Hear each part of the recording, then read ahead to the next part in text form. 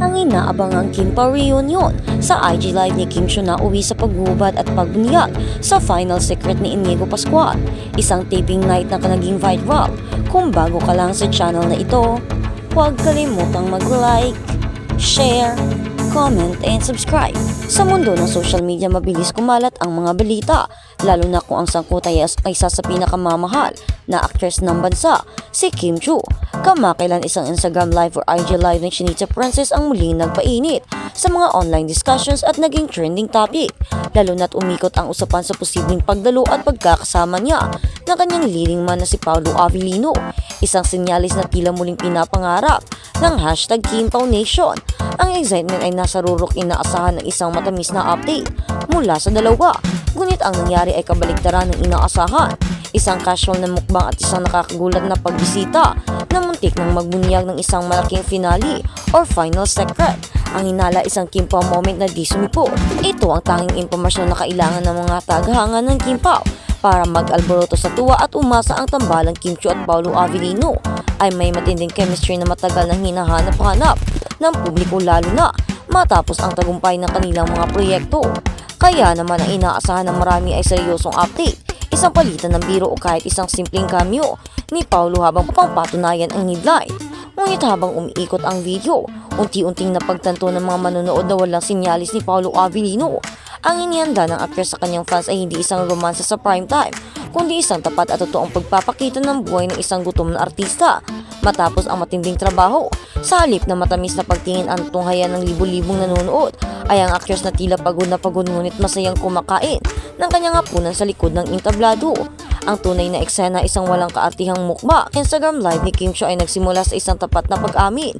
Kailangan niya ng dinner break. Sa kabila ng pagod na kitang-kita sa kilos, ginagawa pa rin niya itong pagkakataon upang makipag-ugnayan sa kanyang mga tagahanga o taga-suporta. Pagod na ako kanina pa, but now energized, wika ni Kim. Habang masayang ipinapakita ang kanyang pagkain, ang sentro ng livestream ay ang kanyang food trip. Particular na ang naging paborito niya, Sosas, ng isang sikat na fast food chain. Walang scripted na dialogue, walang glamour na dulot na kanyang makeup. Ang ipinakita ni Kim ay ang kanyang pagiging tao at pagiging relatable.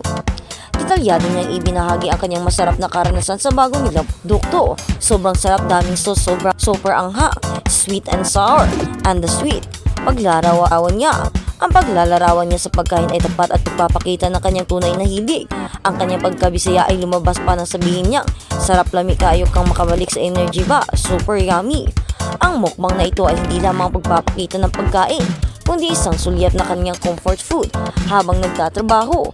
Ibinahagi niya na ang pagkain bukod sa pagkain may kanin na itinuturing niyang rice is life pag Bisaya daw ay ang kanyang mabilis na paraan upang makabawi ng lakas. Ang tapat na pagbabahagi ni Kim sa kanyang dining experience ay nagbigay daan sa mga manunood na makita ang actor sa isang mas personal at mas madaling lapitan na anggulo. Ito ay isang paalala na sa kabila ng glamour ng showbiz, siya ay isang taong nagugutom, napapagod at kailangan din ng paboritong pagkain upang sumigla. Naganap ang buong eksena sa loob ng kanyang dressing room sa ASAP.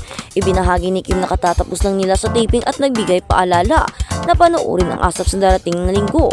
Tinalakay niya ang pagbabagong dulot ng pandemya sa set tulad ng social distancing na naglimita sa bilang ng tao sa dressing room. Ito ay nagbigay diin sa profesionalismo at pagsugod sa mga safety protocols ng kanyang trabaho. Habang nagpapatuloy ang kanyang casual na mukbang, nagkaroon ng plot twist ang livestream sa halip na si Paolo Avellino, isang sikat na kapamilya singer ang biglang sumulpot sa kanyang dressing room, si Inigo Pascual.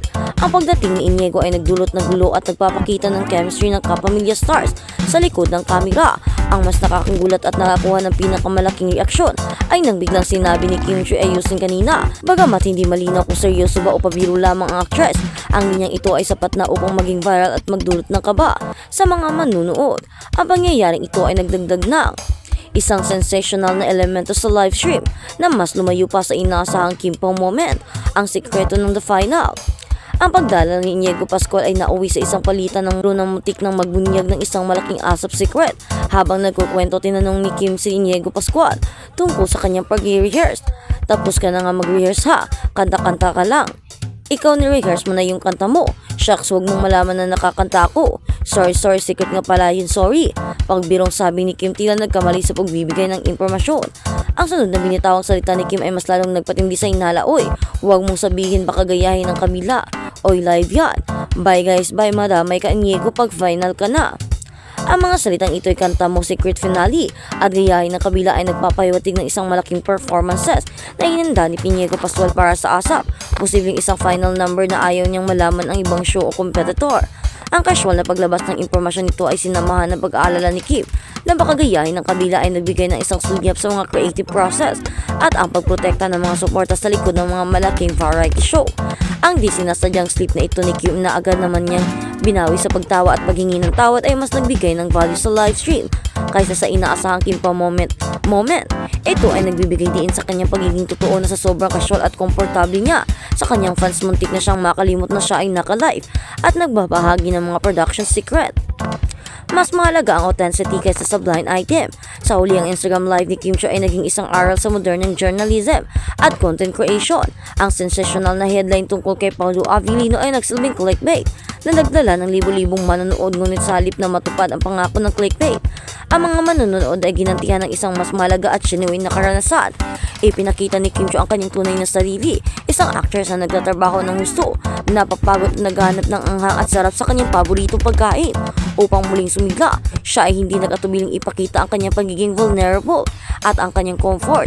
Ang casual banter kina Heidi at ang nakakagulat ngunit nakakatuwang pagbisita ni Inigo Pascual kasama ang finale secret at ang hubad na eksena ay nagbibigay buhay at excitement sa live stream. Ang tapat na reaksyon ni Kim Chiu sa mga fans at kanyang kasamahan sa trabaho ay nagpapatunay na ang trending at viral na nilalaman ay hindi palaging nagmumula sa blind item o speculated romance, kundi sa authenticity at humanity ng isang sikat na personalidad. Bagamat hindi sumulpot si Paolo Avellino, ang live stream ni Kim Chiu ay naghatid ng isang entertaining, relatable at juicy na sulyap sa likod ng kamera. Ipinakita niya na kahit gaano pa kasikat, kailangan mo pa rin mag-dinner at minsan ang pagkaing maanghang ang siyang magpapaineriya sa iyo para harapin ang mundo. Higit sa lahat, ipinakita niya sa mundo ng showbiz ang mga tunay na sekreto at ang totoong mga relasyon ng kanyang pinakamabenta at pinakamahalaga sa puso ng kanyang mga tagahanga.